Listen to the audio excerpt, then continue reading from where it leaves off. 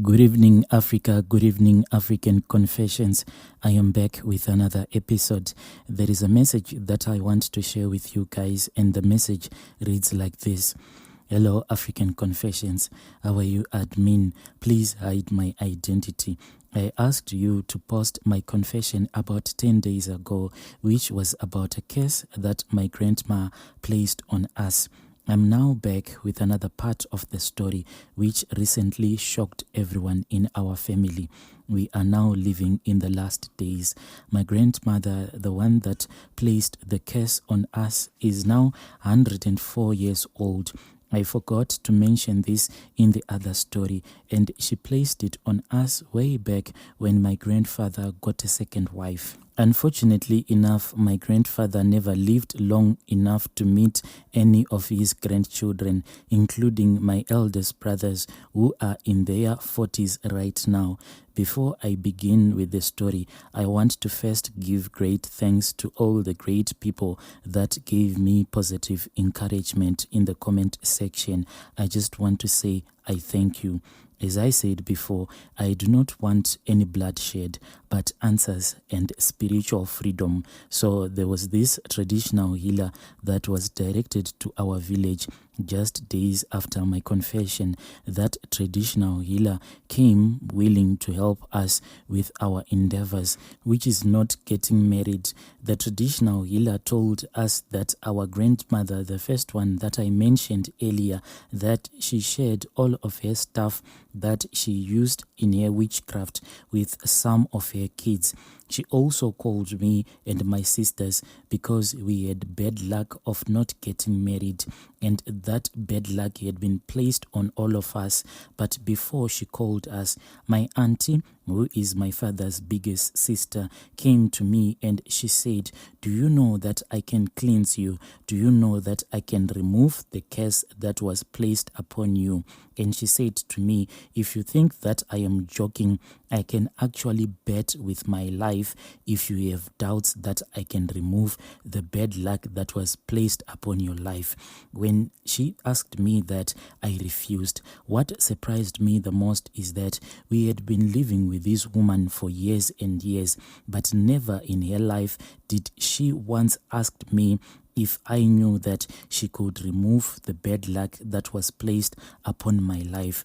However, I refused her offer. Then we all went and we met with that witch doctor. It was me, my sisters, and my auntie, my mom, my dad, and all of my sisters, including my in-laws.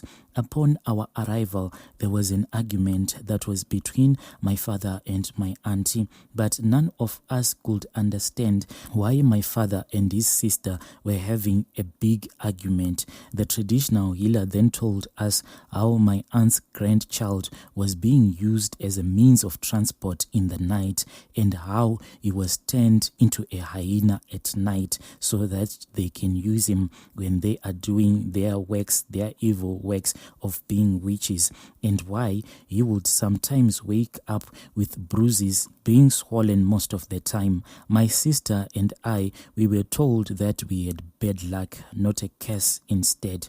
What surprised me the most during all the time was that my auntie kept on inviting that traditional healer back to her place, while the traditional healer refused, and that when she was being asked important questions on if she was willing to assist her grandchild or not to be used as a means of transport at night, we were told that my aunt's grandchild, he is turned into a hyena at night, and this is the reason why sometimes when he wakes up in the morning, he will be having bruises and he will be swollen all over his body, because at night these witches, they use him as a form of transportation. As for me and my sister, we were told that we had bad luck, not a curse instead. But what surprised me the most was that all of this time, when this traditional healer was busy telling us everything that was happening in our family, but our auntie kept on diverting the questions. Our auntie kept on inviting that traditional healer back to her place, whilst that traditional healer was busy refusing all of her offers. That is when the traditional healer asked our auntie the important question. She said to our auntie, "Are you willing to assist your grandchild or not? Because your grandchild is being used as a means of transport at night. Are you willing to assist your grandchild?" Instead of my auntie answering that important question if she was willing to assist her grandchild or not, it was a simple question, but our auntie diverted that question. She was not willing, and she diverted the attention from her. What she did next, it took us by surprise. Our auntie asked if the traditional healer could give her herbs that she could use to get married. But our auntie, this lady, is in her late 80s and has very old children and grandchildren that are now grandparents. So it didn't make sense for our auntie to ask that traditional healer if she could give her herbs that she can use in order for her to get married. We were also told about a dog which could have sexual intercourse with women around the village in their dreams.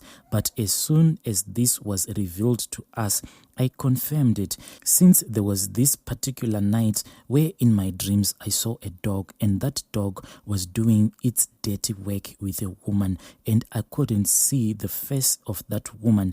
At first, that dog in my dreams really wanted to have sexual intercourse with me, but it just couldn't happen. That is when that woman, whose face was covered with mist, came from nowhere and started doing it with that dog. Up to now, I ask myself, how can a dog have sexual intercourse with a human being? But this thing happened in my dreams. I work far away and in a different town, but whenever I try to visit my village or a town, everything becomes like a movie. I start having weird dreams and seeing things that are not supposed to be seen by a human being, and my relationships fail and nothing just works out. I am a woman, and it is every woman's wish to get married someday. My aunt's kids and grandkids, they are married, but with us, things just don't work out.